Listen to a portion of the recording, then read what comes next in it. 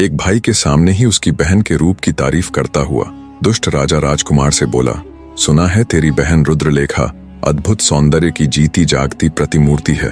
अगर मुझे वो पसंद आई तो मैं उसे सदा के लिए अपनी दासी बनाकर रखूंगा।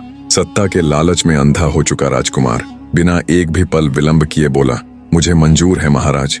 राजकुमार की बात सुन राजा कालखंड के चेहरे पर घिनौनी मुस्कान आ जाती है। वो बोले, ठीक है राजकुमार, आप लंबे सफर से आए हैं, थक गए होंगे, अभी आराम कीजिए।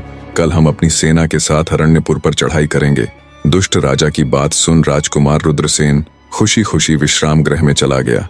अगले दिन सुबह सुबह ही राजा कालखंड अपनी भारी भरकम विशालकाय सेना को ले राजकुमार रुद्रसेन के साथ अरण्यपुर की ओर चल पड़ा।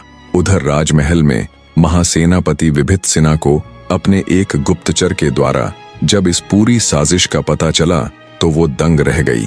उसको राजकुमार रुद्रसेन और उसकी मां त्रिलोचना पर शक तो पहले से ही था कि वे राजकुमारी रुद्रलेखा का कुछ भी अनिष्ट कर सकते हैं, पर वो सपने में भी नहीं सोच सकती थी कि सत्ता के लालच में राजकुमार रुद्रसेन इतना गिर जाएगा कि अपनी बहन तक का सौदा उस दुष्ट राजा के साथ कर लेगा।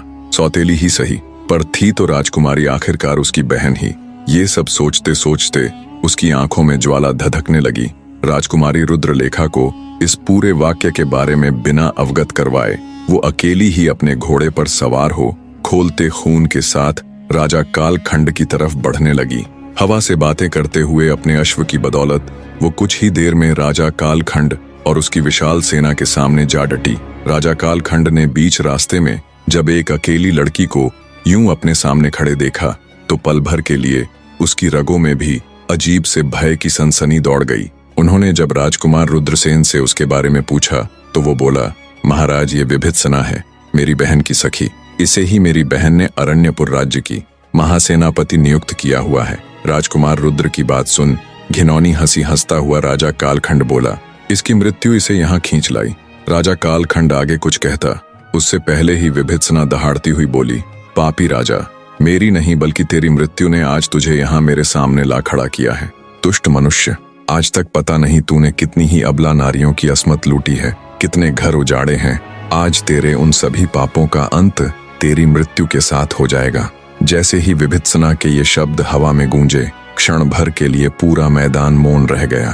सन्नाटे को तोड़ते हुए राजा कालखंड ने चीख कर आदेश दिया, कुचल दो इस 2 कोड़ी की सेनापति को। राजा का आदेश मिलते ही हजारों सैनिक भाले, तलवार और गदा लेकर विभित्सिना की तरफ दौड़े। आंखों में दहकते अंगारों सी अग्नि लिए फुर्ती के साथ विभित्सिना भी उनकी तरफ दौड़ पड़ी। बने रहे।